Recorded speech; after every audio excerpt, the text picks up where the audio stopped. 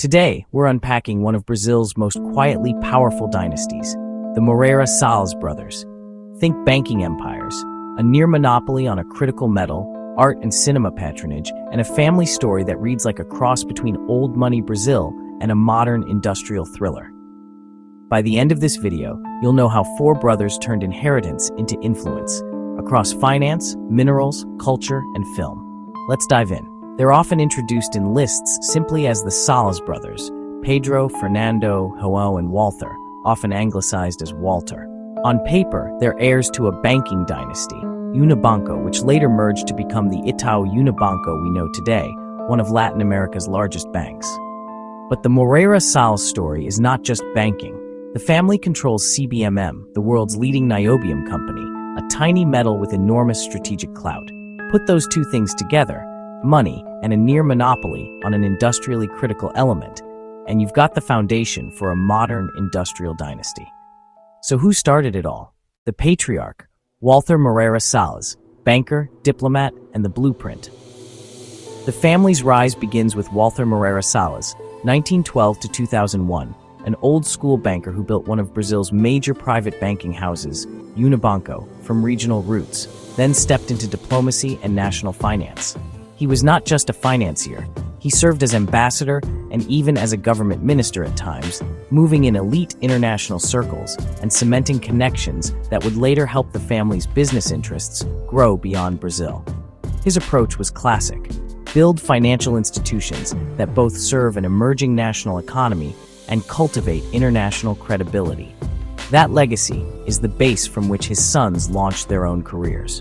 Walther made sure his kids were surrounded by books, museums, travel, and power. That upbringing shows in how each of his sons carved out a different public identity: the banker executive, the publisher curator, the documentarian, and the internationally celebrated film director.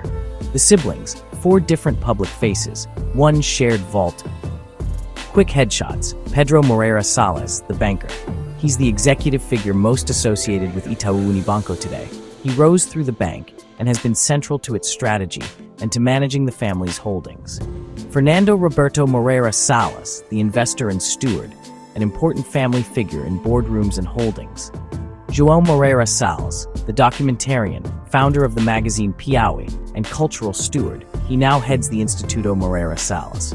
Walther Moreira Salles Jr., the internationally known filmmaker, think The Motorcycle Diaries, among others, who has repeatedly put Brazilian cinema on the global map. If you watch Brazilian culture or read its arts magazines, the brothers are everywhere. But they rarely look like what you'd expect of flashy billionaires. They're understated, invest in culture, and, most importantly, hold a set of corporate assets that give them leverage few families enjoy. The business secret nobody talks about at dinner: niobium. This is the spine of the family's industrial power. CBMM, Companhia Brasileira de Metalurgia Mineração, controlled by the Moreira Salles family, is widely recognized as the world's dominant niobium supplier. Niobium may sound obscure, but it's essential. It strengthens steel and plays roles in aerospace, MRI machines, high-tech alloys, and now battery innovation. For decades, CBMM supplied the lion's share of global niobium. Estimates put their share well above 70%, and historically around 80%. Giving the family a quietly enormous global industrial footprint. That's not a flashy tech IPO. It's strategic industrial control, mines, processing, and technology that matter to governments and manufacturers worldwide. Why does that matter? Because owning the supply of a critical mineral means pricing power, geopolitical relevance, and long-term revenue that's different from bank dividends. When steelmakers, aerospace contractors, or EV researchers need niobium, they go to or around CBMM. That enduring demand is a giant low-volatility cash machine. At the same time, the family never let go of its banking roots. Unibanco, which the Moreira Salles patriarch shaped, later merged into Itaú Unibanco, creating one of the largest private banks in Latin America. The family didn't simply cash out and vanish. They stayed involved as major shareholders and directors, shaping strategy and using the bank as a financial anchor for other investments. Pedro, in particular, is the financier you'll see quoted and photographed in Davos and São Paulo boardrooms. Over the decades, the family consolidated its stakes, restructured holdings, and even reshuffled how responsibilities were split among the brothers, balancing control of banking with the mineral business and a growing private family portfolio.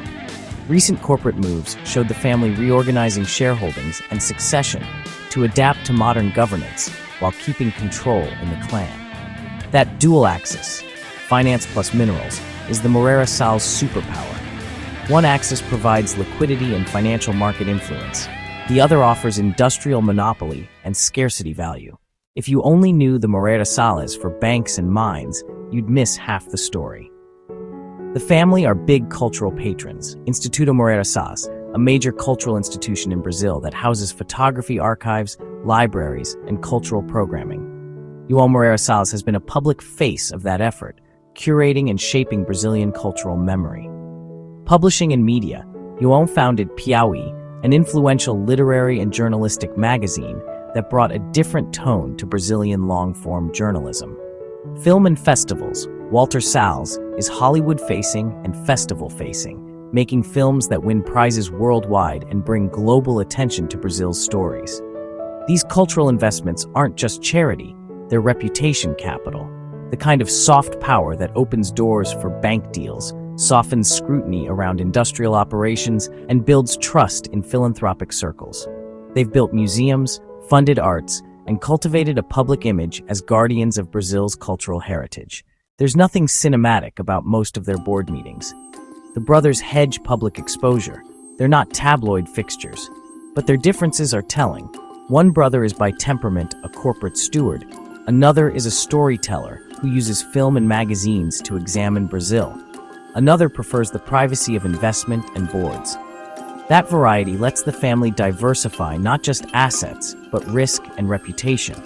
They've also shown aptitude for internal governance, reorganizing holdings across generations to keep control while letting managers run day-to-day operations.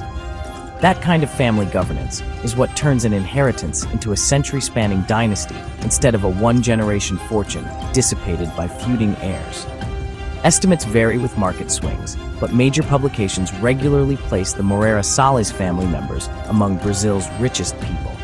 The family's combined holdings in banking and CBMM put overall wealth into the multiple billions. Numbers fluctuate. Stock markets, private company valuations, and strategic stakes move around, but the key point is structural.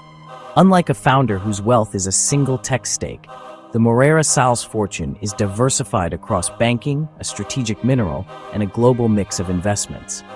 That makes it both big and sturdily anchored. If you want precise current net worth figures for each brother, I can pull the latest Forbes Bloomberg snapshot for today.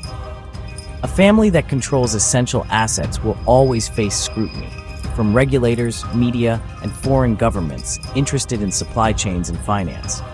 CBMM's strategic importance to global supply chains, for instance, draws geopolitical attention. Nations and corporations worry about concentrated supplies of critical minerals. The family's banking ties and international operations also invite regulatory oversight. But compared with headline-grabbing corporate fights or corruption scandals, the Moreira Salles playbook has been quiet consolidation, careful governance, and cultural patronage that softens political pressure. That doesn't mean controversies don't exist. Mining and environmental questions come up in Brazil. But the family's approach has favored stability and influence over spectacle. The diplomatic ties, Walther Moreira Salles, the patriarch, wasn't just a banker. He moved in diplomatic circles and rubbed shoulders with celebrities and global elites.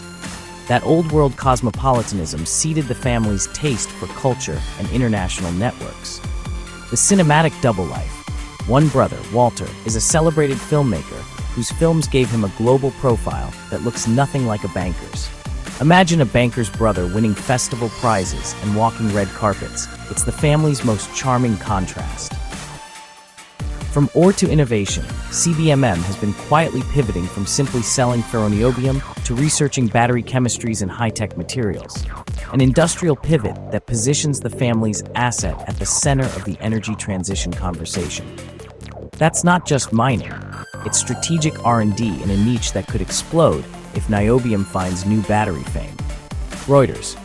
If you spend a minute thinking about supply chains and geopolitics, it's easy to see why a Brazilian family matters beyond Brazil. Countries want secure supplies of critical minerals. Corporations want predictable finance partners. Cultural influence can lubricate deals. The Moreira Salles family sits at the crossroads of all three. They shape credit and corporate finance through Itaú. They shape industrial supply by controlling a vast share of niobium. They shape narratives through funding museums, magazines, and films. That trifecta, capital, commodity, and culture, is a rare combo. It's why diplomats, industrial buyers, and cultural curators all nod when the Salles name comes up. The future: succession, technology, and green demand. What's next? Two themes matter: succession and governance. The family has already been reorganizing holdings to prepare for the next generation. Expect more corporate refinement to keep control while reducing legal and tax friction. The pedigree suggests careful estate planning rather than headline civil wars. Technological demand. As niobium finds new uses, think faster charging batteries or advanced alloys for EVs and aerospace, CBMM's relevance could spike.